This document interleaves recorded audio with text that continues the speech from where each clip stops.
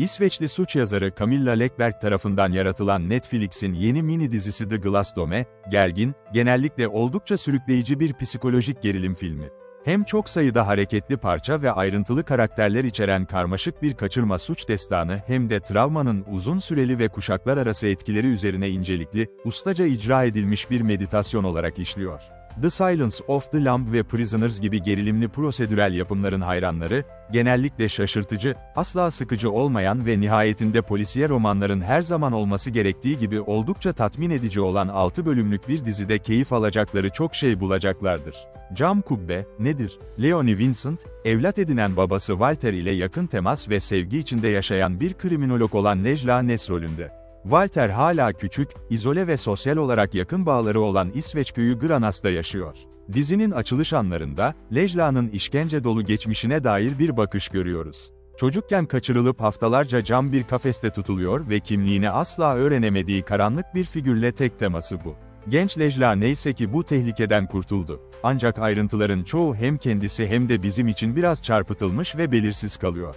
Yıllar sonra, yetişkin Nejla bu perili olayı, alışılmadık derecede zeki, biraz kurt benzeri içgüdüleriyle birlikte, yukarıda belirtilen mesleğe ve amaca kanalize etti. Cam kubbe, yoğun geri dönüşlerle doğrusal olmayan bir olaydır. Günümüzdeki olaylar dizisi, Nejla'nın ailesindeki bir ölümden kısa bir süre sonra başlar. En azından bir veya iki düşük profilli şüpheli olayın kenarda kaldığı kasvetli bir anma töreninin ardından, bir çocuk, Nejla'nın yıllar önce katlandığı koşullara oldukça benzer koşullar altında kaybolur.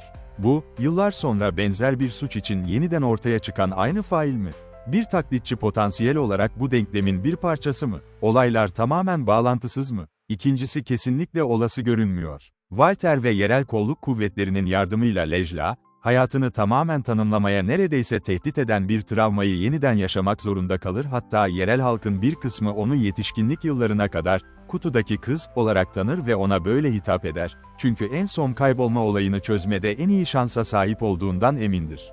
Cam kubbe, her şeyi göz önünde bulundurarak, Nejla'nın şeytanlarıyla yüzleşmesi kadar suç ve avla da ilgilidir. Kayıp kız, Nejla'nın arkadaşı Louis'in kızı olan Alicia adında bir genç kızdır.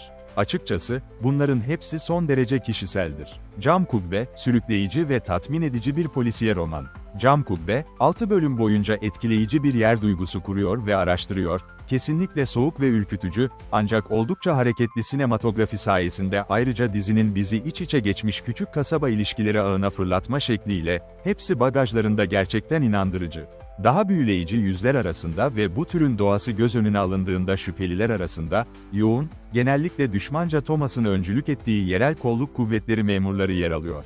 Sonuç, kırmızı ringa balığı ve kıvrımların eksikliği olmayan sıkı bir şekilde bağlantılı bir prosedür.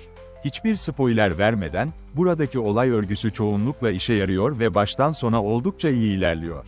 Ancak son bölümler, izleyiciden belki de çok şey istiyor. Burada herhangi bir şeyi tamamen uydurma olarak adlandırmak biraz zorlama olurdu, tamamen doğru olmasa da, ancak gösterinin bittiğinden daha güçlü başladığını belirtmekte fayda var, yine de her açıdan iyi bir performans sergileniyor, buradaki her önemli karakter, finalin sonunda tatmin edici bir dereceye kadar ete kemiğe bürünüyor. Cam kubbe, etkileyici bir merkezi performanstan yararlanıyor. Vincent gerçekten burada mükemmel, mütevazı ama tamamen sürükleyici bir başrolde. Nejla geçmişin psikolojik etkisi ve tabii ki çilenin çözülememiş doğası yüzünden işkence görüyor.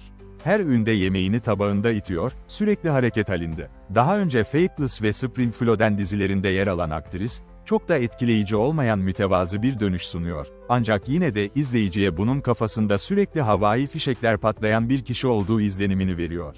Amanda Högberg ve Axel Stjerne'nin akıllıca senaryoları kesinlikle buradaki yardımcı karakterlerle ilgileniyor, ancak Nejla sahnelerin önemli bir çoğunluğunda ve kaçırıcıyı aramaktan daha ilginç. Cam kubbe kesinlikle bir gerilim filmi, ancak aynı zamanda psikolojik bir dram olarak da kolayca sınıflandırılabilir, en iyi ve en sürükleyici unsurların çoğu, kahramanın çözülememiş geçmişiyle mücadelesini ve kayıplarla dolu, bolca kandırmaca içeren şimdiki zamanını içeriyor. Bu, umarım aktris için bir kartvizit olabilecek muhteşem ve manyetik bir dönüş. Cam kubbe, yapmak istediği şeyde etkili, Nejla ile daha fazla zaman geçirmiş olsaydık daha da akılda kalıcı olabilirdi. Bu girişim kesinlikle bir polisiye roman olarak işini yapıyor, ancak bir karakter çalışması olarak daha da cezbedici, Lejla'nın kafasının içindeyken en sürükleyici halini alıyor. Cam Kubbe'ye 10 üzerinden puanım 8.